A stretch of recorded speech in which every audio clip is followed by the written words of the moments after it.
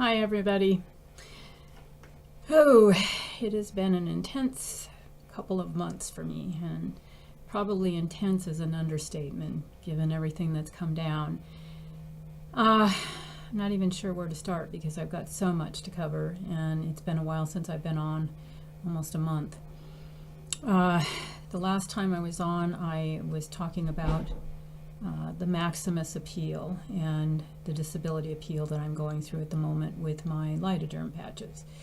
I realize that a lot of you who watch my channel are really sick or have been really sick and have been through a lot with the benzos. And I believe that personally, from what I'm experiencing, that there is a reason why this is all happening to us. There was a video that I did several months ago about highly sensitive people. I think I shared some of that information about Elaine Aron and the work that she's done. She's a psychologist who studied this stuff, and across the board there's probably about 20% of the population, which is roughly the amount of us that react to the benzos, coincidentally, which I don't think is coincidence, but she studied animal life, population, birds, all that kind of stuff, and it seems to be that we're wired differently. We sense things, we understand things differently, we process things differently than the rest of the world, which is why this is happening to us and why all this is taking place. Because I personally believe that we are sort of a gauge for humanity, and that what is happening to us will help many, many other people, possibly millions who are addicted to this drug and don't know it yet, that are still dumbed down on them and in denial like many of us have been. And by us surviving this and going public to tell our stories, it is allowing other people to get that information, hopefully a lot of children, before they end up on a lot of these drugs. Because what I found out through my own experience here the last couple months, along with other things that I've researched in the process of certain aha moments with all this, is that I believe that the truth of this healthcare system is going to come out because of our experiences. And that's across the board with all mental health drugs, the opioids, the people that are really, really suffering from the withdrawal from these drugs. You'll have to bear with me, my allergies have been really bad. My histamine is super revved up, and as is my glutamate from coming off the tail end of the Phenibut, which I'm going to get to later on in my video because it's juicy. So I want to start a little bit by talking about the Maximus appeal, and I need to retract some statements that I had on my prior video from last month about the process. And I had forgotten, since it's been about a decade since my last appeal with the bioidentical hormones, which is what I tried to explain, to you guys about how this implemented Roy Katz and his pharmacy and Dr. Armstrong. The bioidentical hormones, like other benign things that we can get that are helpful, the Lidoderm patches are a numbing agent, they're non-addictive. The bioidentical hormones slow down the aging process, although they don't reverse it, but they don't want that to happen because they can't make money off the bioidentical hormones. They can't patent them. They can't change the chemical structure because they're natural. They come as natural as they possibly can, that state. I don't know what it is with people calling me during these videos, but it's nighttime. Last time I had the same thing happen, so sorry about that. Anyway, I'm going to throw that phone out. I swear it's been nothing but trouble since I got it. So anyway, they couldn't sell the amount of drugs to seniors that they're selling if they're on bioidentical hormones, and age-related illnesses are not as big of a factor. So there's huge, huge investment in keeping people sick and dependent on drugs of all kinds, but particularly the psychiatric medications, because that has been a campaign from hell that we have been sold since the 70s, 80s probably is where it all started, and I'm going to give you a little bit of a history lesson with where all this started and how it's all come about over the last probably since around the century mark, 1920s, 30s, when a lot of the pharmaceutical companies started to discover how much profit there was to be made in products that were for over-the-counter stuff, whatever they're selling. It's trillions and trillions of dollars. And they own us if we don't pay attention to what we're taking. And the bioidentical hormones were just one step in the process for me, because I'm gonna shoot the phone. Honestly, I'm gonna shoot the phone.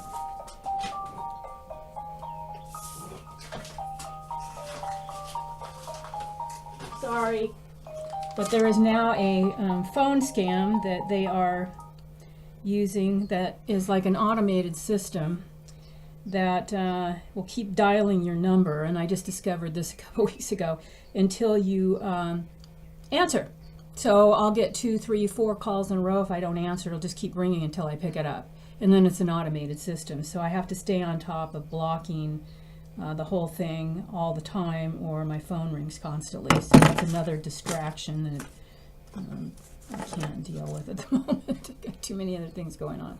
So, all right, where was I? 1920s, 1930s, the drugs. So I suspect that this has a lot to do with a lot of the assassinations that happened in the 1960s, starting with JFK, and later with Bobby Kennedy, Martin Luther King, and then later John Lennon.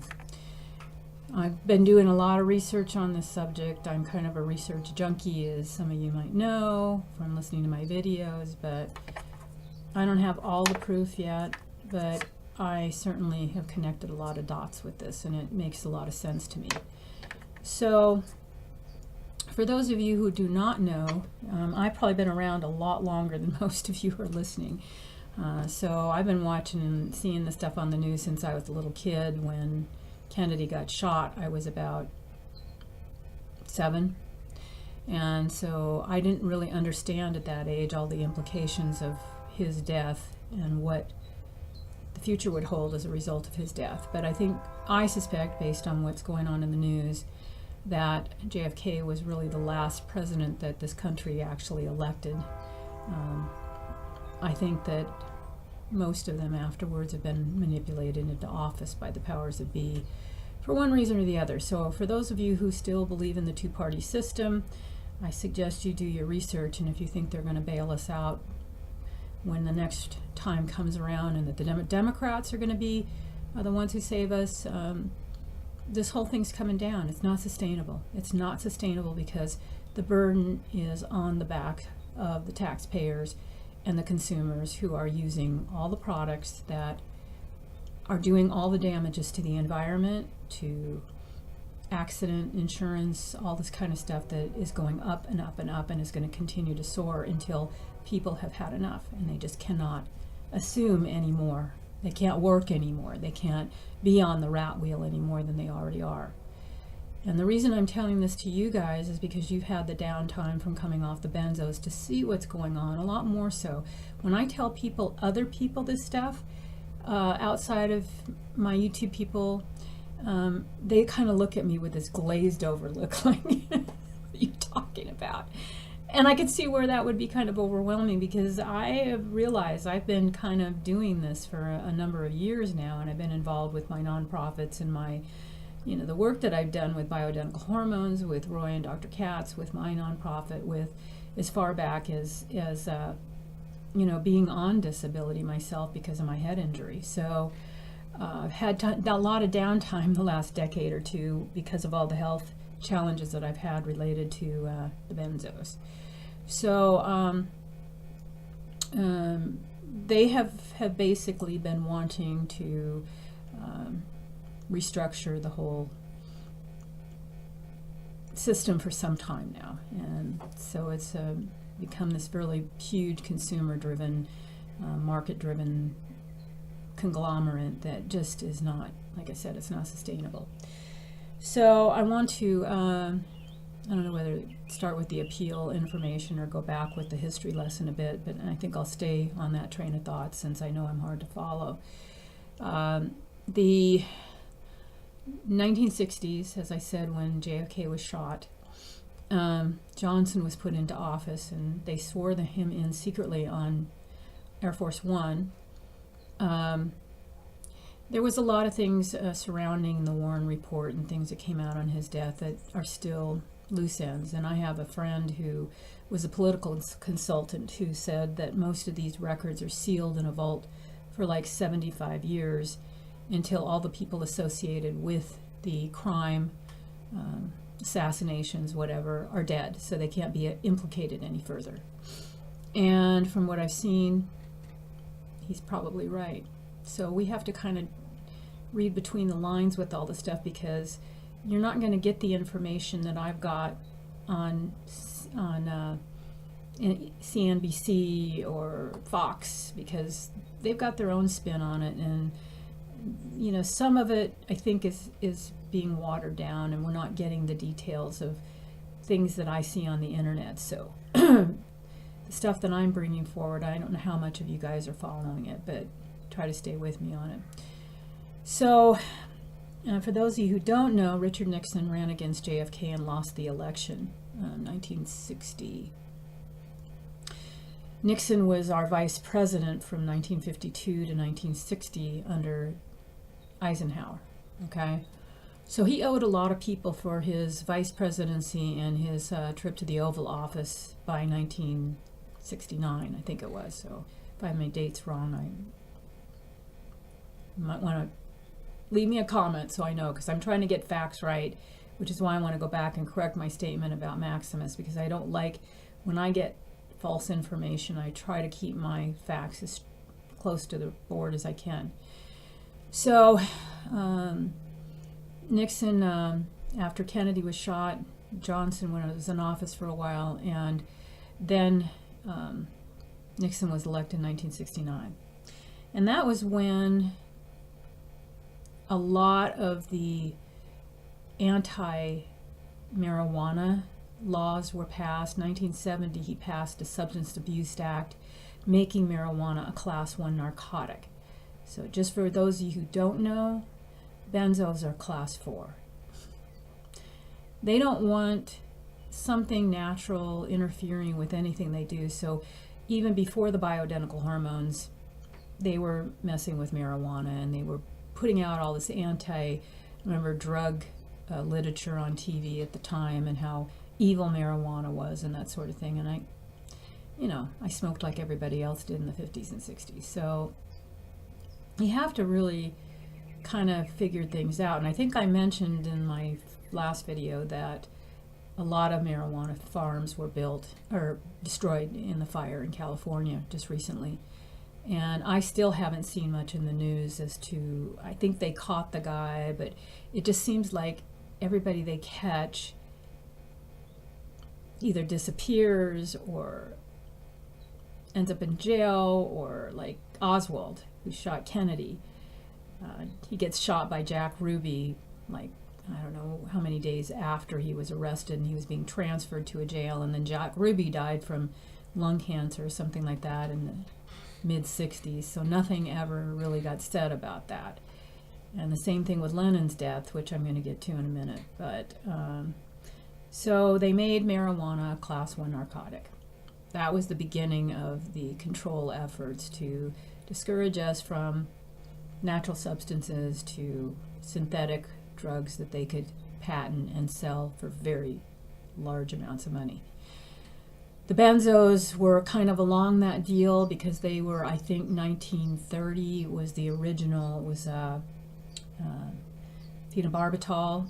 That was where they started, and then that was so addictive that they had to put a kibosh on that, and that was when Valium, which is, as you know, a longer form of the short-acting ones that were developed probably in the 70s, 80s, Xanax, Ativan, for all of us who've been on those particular benzos. So by 1980, before Reagan was in office, and if you know about the history of the Nixon administration, you'll know how corrupt that was, that he was about to be impeached before he resigned because of Watergate, the Watergate tapping, wiretapping. And so Nixon was into some pretty criminal stuff, and I don't think that we have seen an administration quite that crooked since until Trump. And I'm about to get to all that, but I'm trying to stay chronological here, but keep my facts in a process. So Nixon also ran on the platform that he was going to end the Vietnam War, which he did in 1973 before he left office. But before he did, he got us further into the war by going into Cambodia when he was running on that platform. So there was a lot of controversy late 1960s, early 1970s around John Lennon and his involvement with the anti-war movement, with the anti-drug movement. He had been busted for, I think he was carrying or had possession of hash, and I mean, class one, it was punishable by, depending on how much you carried on you at the time, it could either be a misdemeanor, and I think he was fined in the UK for possession. But if you have large quantities, it's a fairly hefty fine, at least it was back then, comparable to millions of dollars now. So the 1970 Substance Abuse Act was passed before Nixon left office, and then later he was the one that enacted the managed care laws in 1973. So it was sort of a setup for us pharmaceutical companies to really get involved in our health care to the point where the government was starting to manage what we were going to take as far back as the Managed Care Act in 1970. So that's where it all basically started, was with Nixon. And they have tried to keep a pretty tight lid on things. The 1970s passed, we had Carter in office or something like that for a while, and he was touted as, they made him look like an idiot, and he was really actually one of the most generous presidents we've ever had. I don't see too many of them out building houses for the homeless. They're too busy spending their money they're making with Big Pharma. So later the decade, as you know, in 1980, John Lennon was shot. And I suspect because of his involvement with the anti-Nixon movement, he was highly against Nixon getting reelected. There was, because he was elected in 1969 and then he ran for reelection in 1973 and was reelected. But they were fearful, and if any of you, I'm going to put some links to all this stuff so you can do your own research and verify everything I'm telling you, because I've done it myself. The Managed Care Act was passed in 1973 before Nixon left office. I suspect John Lennon knew a lot about what they were doing with the marijuana thing and with the managed care thing. He was a pretty smart guy, and so much so that if you watch the U.S. versus John Lennon, which is a fabulous documentary, you'll see that G. Gordon Liddy, who was the head of the CIA at the time, was interviewed, and they admitted to wiretapping John Lennon and following him. And why? Because he was a huge threat to Nixon's reelection in 1973. He had a huge platform that he was working worldwide with the anti-war movement, with the marijuana issue, he did concerts for, I can't think of the guy's name off the top of my head, who was busted, a big drug bust for marijuana, and they were raising funds to get him out of jail. So he was very involved with the younger people's movement, who were basically my age at that time. I was in high school in the 1970s, to give you an idea. So this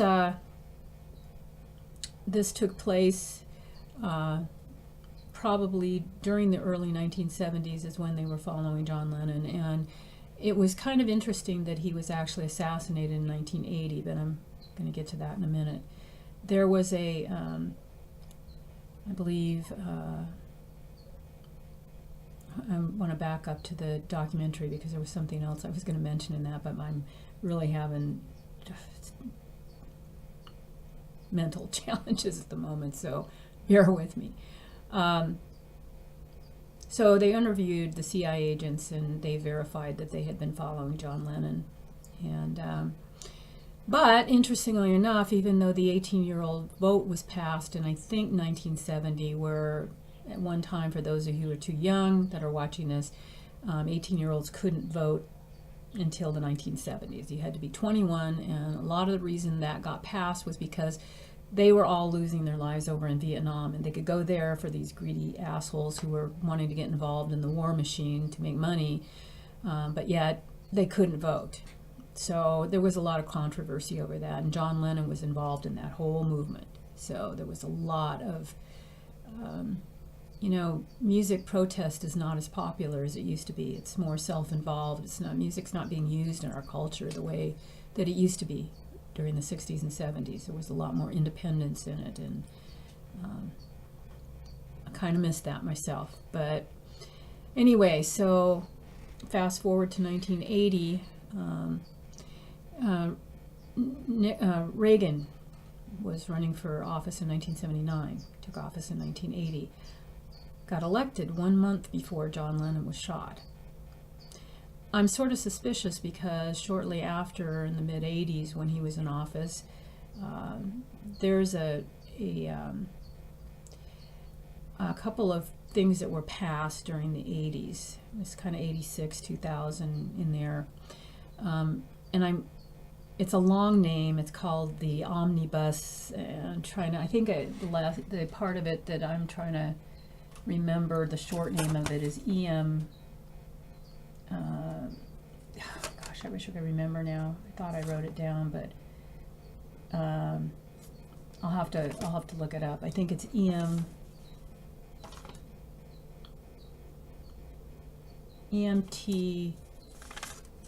Anyway, it's got an acronym of about 6 letters starting with EMT. And the whole purpose of it was because we had a lot of illegal aliens that were entering this country around that time. And there was a lot of controversy over whether we should cover their medical care or not, because they were spreading illnesses that in this country we'd wiped out quite a while ago, and they were carrying it into this country because they weren't immunized for this stuff. So vaccines, it's another whole subject, but a lot of money into it. Originally, when they were a lot purer and didn't have so much crap in them, like when I was a kid, I think they were probably a good thing for things like polio and measles, things that were deadly when we were kids. I mean, brutal childhood illnesses. So there was a lot of controversy about whether we should cover those illegals' health care, and I know there's still a lot of controversy about the illegal aliens, but I can see the reason for them wanting to do it, but I'm still kind of on the fence as to whether it turned out to be a good thing for the consumer, because all of this sort of fed into the managed care thing that Nixon passed so successfully in the 1970s. So John Lennon gets shot a month after Reagan takes office, and then this bill gets passed. Essentially what it means is that all hospitals had to assume responsibility for caring for people without insurance. They couldn't be turned away, and I think now we all have insurance. Back then, not everybody was covered in the 80s. Everybody who could afford insurance had insurance at that point, but it was not mandatory like it is now. It wasn't universal. I mean, whatever that is, that's their version of it, not mine.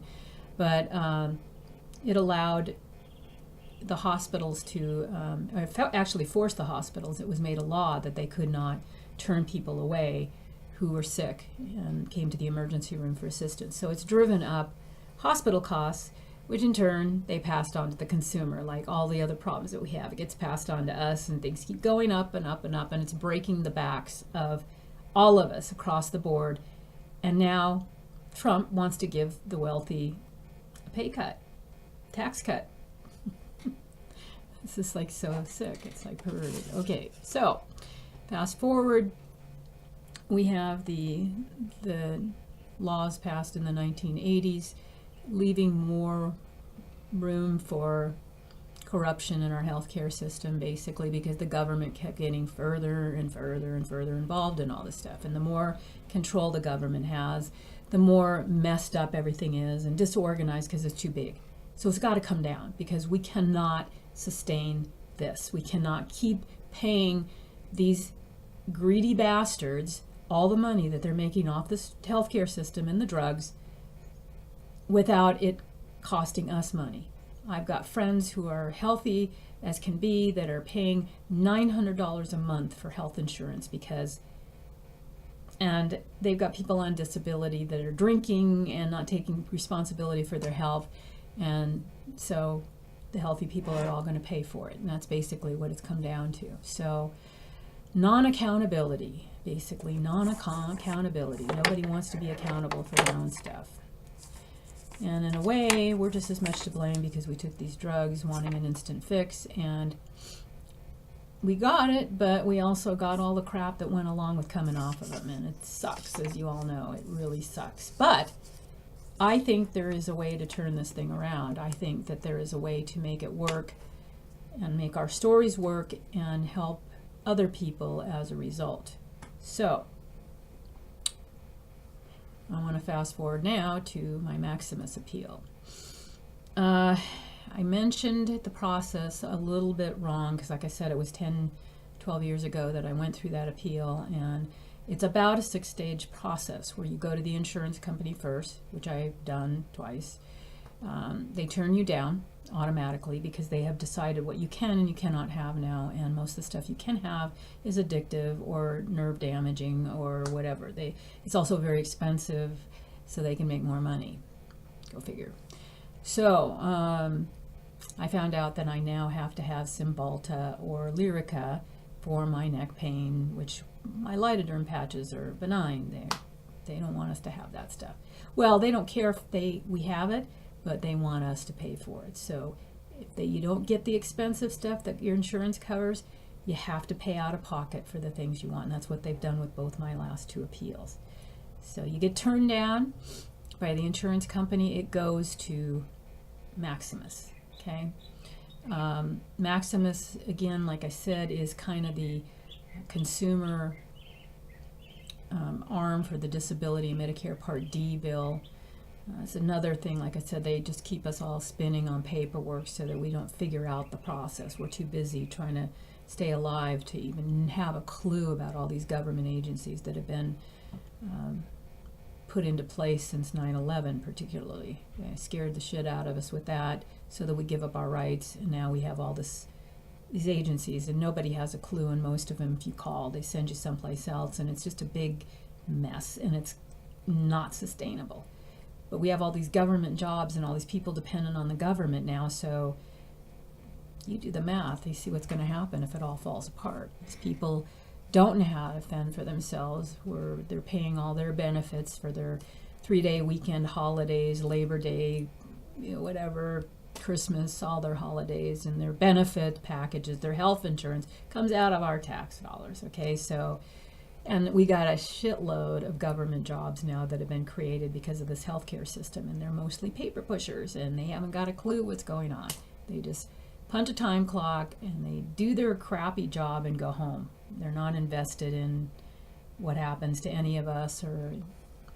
So you're going to have to learn to take care of yourself, because you know what? The government's not going to do it for us. Trump's not going to do it. The Republicans aren't going to do it. The Democrats aren't going to do it. We have to do it ourselves. And I know that's really hard because you guys are really sick, and this last little bit of stuff for me was like this last 2 months has just been horrific. My symptoms have all flared up because of the stress, and it's been brutal, but I wanted to appeal because I wanted to prove that I knew what I was talking about, for one thing, because I still think that I'm going to win at the ALJ level, which is pretty interesting all by itself. So when I contacted the ALJ hearings office, I found out that they had been flooded with calls of people like me who had been successfully getting benign prescriptions covered that are now cut off and have to take other evil drugs for whatever. I don't know if it's the same thing, but I suspect similar things. So The ALJ office is now flooded. They called me the other day. I talked to an attorney there. She said that they can no longer do expedited appeals unless they are life-threatening, another law that they put into place. And they said their hands are tied, they're moving as quickly as they can. The best I'm hoping for is I'm going to get a month or two covered until the insurance company appeals the ALJ level. So that's where it was a little different that I got my cards mixed up, because after the ALJ and the insurance company's appeal, because it was United Healthcare, like I mentioned, at the time that had owned my insurance company, and they appealed. They called me and told me they were appealing. They probably will this time too. I'm waiting for the call. And then they will win, and then if I want to appeal again, I've got to go to the Medicare Appeals Board, which they completely just wrote my appeal off in 3 days, turned around a stack of documents, like I said, done. No longer had coverage for my bioidentical hormones, which I now have to pay out of pocket for. And on disability, that's pretty hard to do unless you have support like I've had from friends, or you find an alternative way to generate a little bit of income for yourself that's under the table or on the side. That, you know, if you can't work very much, that's what I had to do, because I was so sick that I just had friends that gave me money for doing jobs for them, odd things that, you know, because you can't live on it. You can't live on $716 a month, and at the time when I went on it, I was only getting about $500 or so. And that's going to be gone pretty soon too, because the people that are making all the money do not want to take care of people on the bottom rung. It's been that way for years, and they keep removing more and more and more coverage. And so I predict that sometime over the next, if the whole system doesn't just collapse, I predict that they will be slowly eliminating the disability system. I talked to someone at the disability office yesterday, and a guy had gone through the same thing on disability, and I had called for weeks and weeks to find out about what I had to do if I go back to work now that I'm off the drugs mostly, and what process I have to go through as far as my trial work period and all this kind of stuff that another hoop they make you jump through. So he was telling me how they continued cutting programs, and it's basically now at the point where there isn't much left since I first went on disability, and there used to be all kinds of retraining, and they've made all those cuts so that people at the top can keep profit. So be forewarned, because you're going to have to pull yourself up by the bootstraps. It's not going to be easy. What's going on right now is not going to be easy. And with being sick, I know, I've gone through it. It's brutal. It's absolutely brutal if you don't have any family support or friends who are willing to help you. So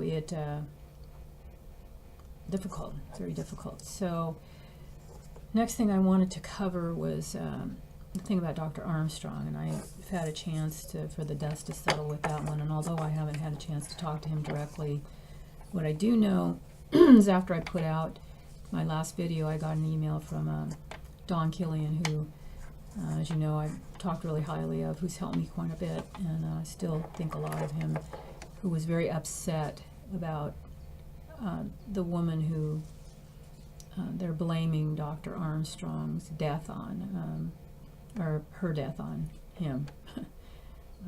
The story goes that he reinstated her on a benzo when she had already been off for a while. My understanding is that she could not get the amount of dosing she needed to get off the drug, and Dr. Armstrong took on her case but was not able to get the prescription filled before she jumped off the bridge. And so they're blaming him for her death, which I think is inaccurate. And let me just say that I get Dr. Armstrong's getting old. He's like 85, something like that. And sometimes he's not remembering things like he used to.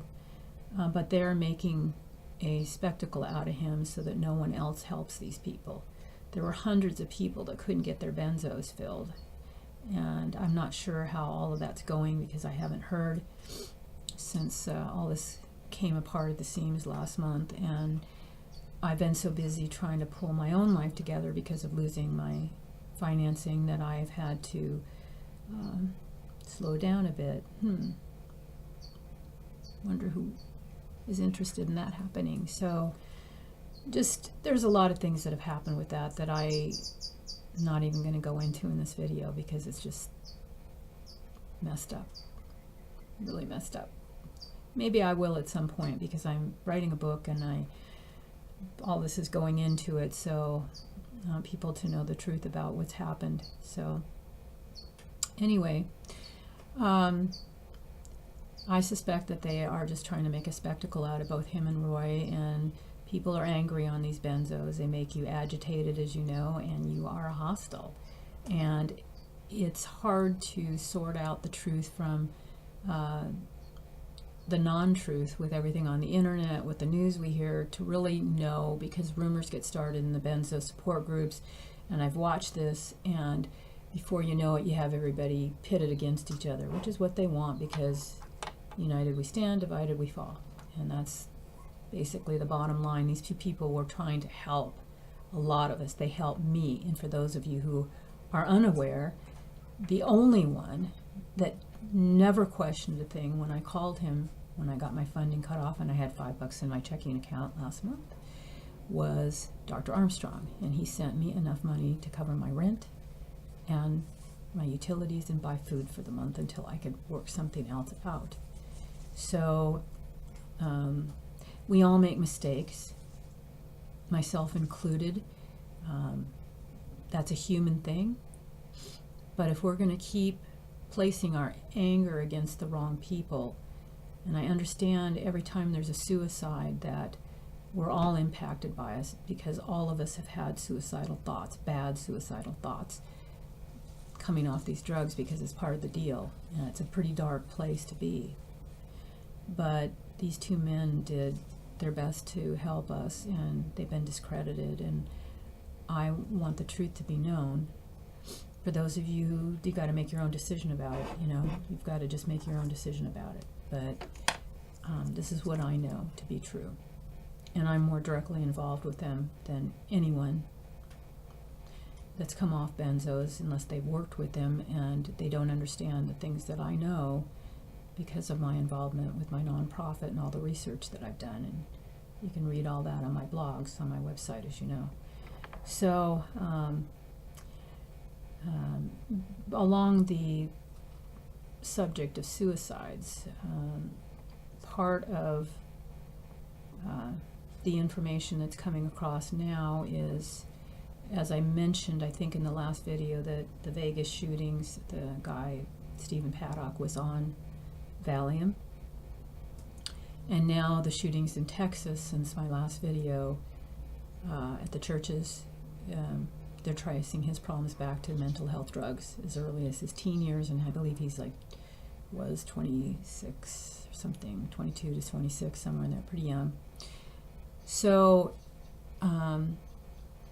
we know, and I suspect that a lot of these people are like us. They've been affected by these drugs. They're trying to tell their doctor. They're trying to reach out to their family, and no one's listening to them because they think they're crazy, and they just ignore them, and then they just finally break. They snap. And I've been there. I've gone through some massive rages in this place, just throwing stuff and having to figure out a way to channel my own anger because it's been so bad coming off these drugs. And I think they don't want to see anybody having a good time, so they target places like churches, feel-good things, concerts, all these places where they've just, and there's going to be more as long as these drugs are flooding the market.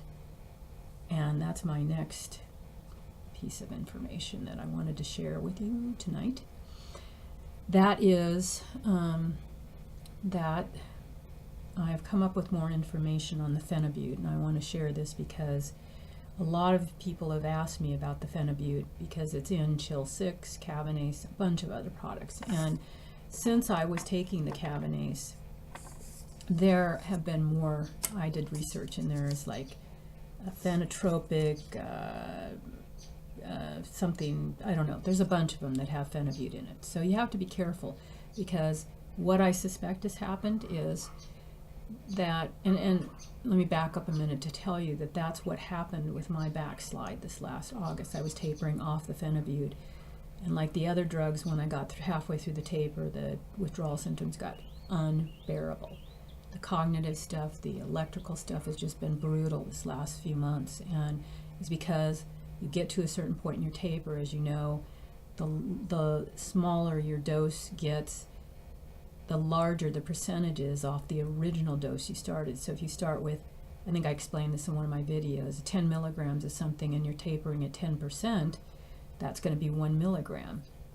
I think that's right, yeah. So when you get down to 5 milligrams, that becomes 20%. So you're tapering a larger amount, and that's what happened is I've had to slow my taper down because I just cannot go through another withdrawal. You know, it's been brutal, really brutal. So the research I did, you guys have got to get online and share this video with kids, because they're mostly in the phenibut support groups online. There's a lot of young people experimenting with it because they're labeling it as a nootropic. And phenibut is the only place, the US is the only place where it is legal to buy phenibut over the counter, and they're cracking down on this. So I suspect the FDA is going to probably be forced to start regulating it at some point, which there's different information that I've read about that as well. But I wanted to bring this up so that you all could go online. Remember, this stuff is also labeled on Cavanase, not phenibut. It's labeled as the chemical name, which is 4-amino-3-phenylbutyric acid. It's big, long, I assumed was an amino acid, and that's how I ended up getting stuck on the stuff. And it is as lethal as the benzos. It was developed in the UK, or in Russia, and it's a controlled substance there and everywhere else in the world from where I can see, except the US. Now, get to the Trump administration and how all this kind of fell into place right after my last video, when I suspected they were tearing the disability system apart, which they are. I think it was just a few days after my last video, I hear on Yahoo News or wherever it was I got it, that this, and if you guys are paying attention to this, you'll know that Trump cut subsidies for Medicare and Medicaid. 18 states are suing because they don't have the funds to support the programs. And if he cuts tax to the wealthy, all of that money for Medicaid and Medicare has to come somewhere, and it's not going to come from the top wealthy people in this country. They don't want to pay for any of it. They don't want to pay for any of it, which might be a good thing indirectly. Once it falls apart, it might be a good thing, because people are going to have to be more accountable with their health. They're going to have to. So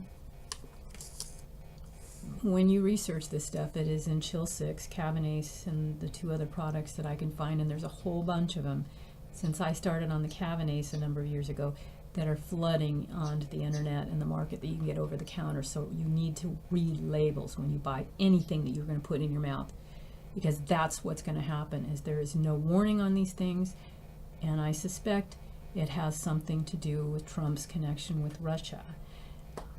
Shortly after last week, as many of you know, his chief campaign advisor, Papadopoulos, or whatever his name is, was arrested for conspiracy with Russia against the United States. Whoa! And I suspect that from everything the news is saying, that they pretty much rigged the election. They basically somehow found Hillary Clinton's emails, and there was a lot of people that didn't want her in office for obvious reasons. So we've seen that the history of politics is not a friendly one, to say the least. So, man, I know I've gone long tonight, and I want to make sure that I cover everything, because that was a big, big part of the equation. As far as this getting passed on to consumers, I wanted to add that after my other video, I got my insurance rates raised in Arizona. by $5 a month almost. That's a huge rate increase. And I don't drive anywhere. I don't have accidents. So I called them, and they've increased the rates across the board for all drivers, doesn't matter your record, because of all the accidents in Arizona. Well, I went out the next day and there were 2 accidents on the freeway within 1 mile on a Saturday afternoon. And because the snowbirds come here from up north during the winter, we have a huge influx. I mean, there's like 3 times as many people here as there were last winter. It's just unbelievable how crowded it is. And a lot of them are these older people who are just taking the meds their doctors give them without any questioning that the doctor knows what the hell he's giving them. And they end up in these accidents and causing a lot of accidents that they may not even be in. I saw a woman at the grocery store the other day that was having a field day with the celery. It was really scary.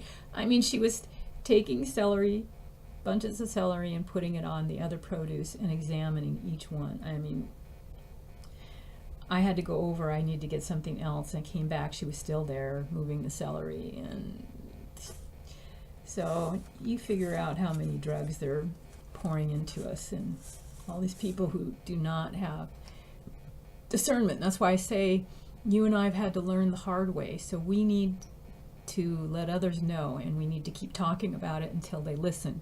Otherwise, all of it's going to cost us more money. Same thing with the California fires. A friend of mine lives up in San Francisco. Their house insurance rates went up. So all the damage that these assholes are doing at the top with their drugs and the whole thing is getting passed on to us, and it incrementally will get worse until we just can't afford it anymore, because it's not sustainable. It's just not sustainable. So let's see if I have anything else. Our electric company here, another example of deceitful billing that companies do. But our electric company, my landlord informed me of what they're doing.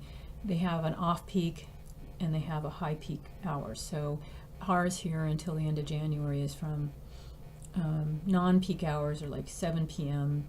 Wait a minute, I have this right, 7 p.m. until noon the next day. And then so from noon to 7 are peak hours. And it's like for the low use hours, it's like 5 cents a kilowatt hour or something. For the high peak hours, it's 10 cents. But what they don't tell you is they have 1 day a month that they take electricity and they charge your highest usage during the afternoon, during the peak hours, at 15 cents a kilowatt hour. So you do the math on millions of people that they're billing for electricity, and they take that 1 peak hour. If you don't know about how they do this billing, which I didn't, and he's a real estate agent, so he knows this stuff. But, gee, these are just examples of what these big companies are doing to us. So we have to vote with our money.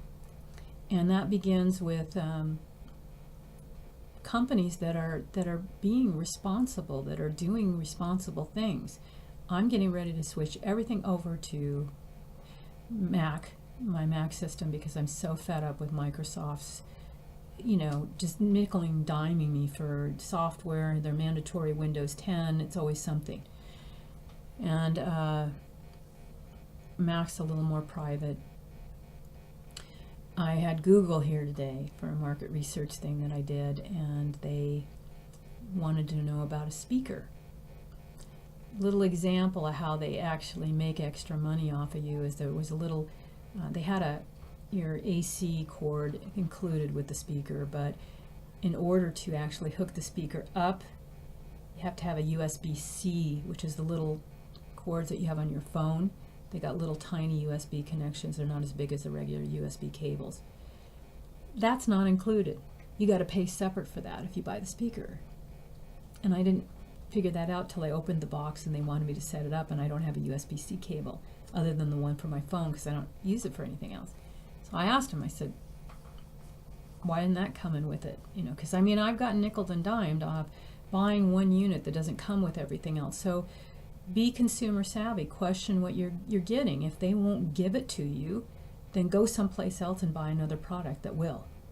because that's how we vote anymore. We don't vote at the ballot box, at the voting booths. We vote with our pocketbook. That's the only thing they understand. So be a smart consumer. That's all I can say, because all of this stuff is going to keep going up, and the little guy at the bottom is not going to be able to survive in this world. They'll get eased out. I've already lost 2 businesses the last decade with the housing market. Just the greed is just exponential. It's just unbelievable, you know. So, and I'm not saying that making money is not a good thing or having it is not, because it buys us worldly things that make us happy, our computer gadgets and all the things that we use to, I create music with, whatever you do. But just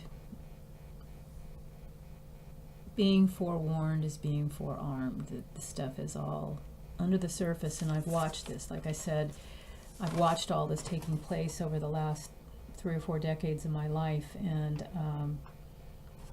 I wanted to share so that you all could understand how all this ties in together with the benzos. They just want everybody on their products. They don't care what it does to them.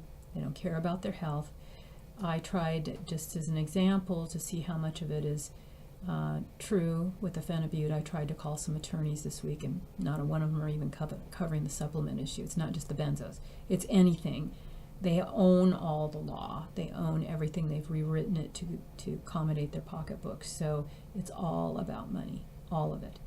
So you have to be aware and be advised. And because we're some of the ones that have been highly impacted by all of this, I think we're the ones that are most aware of what's going on, because we've had the time to do the research and pay attention to what's going on because of what's happened to us. So I know that this has probably been hard to follow for a lot of you who are still in withdrawal, but you know, I'm still going through it myself with the phenibut, and I have got this little tiny bit left to get off of, and it's just been brutal the last few months. Finally, last night, after I finally got caught up on some things, bills and whatnot, I took a day off today, and last night I slept 8 hours for probably the first time since I've come off the other drugs. I was so exhausted, and it was a pretty nice treat. I haven't slept that much in a long time, so it was badly needed. Anyway, pretty strange stuff going on in our world, but this is it. You know, this is what is going on. And so anyway, I think that's it for tonight. I've gone almost an hour. Sorry about the long, you know, how winded I get, but there's more to it, and I can't go into all of it in one video, but I'm going to try to get in one here and there with everything else. I've got just so much going on right now that I don't have time to do a lot. But anyway, I just want to say hi, and I hope you're all doing okay, and stay the course. You've only got you, and you have to be invested in you, otherwise nobody's going to do it for you. Take care.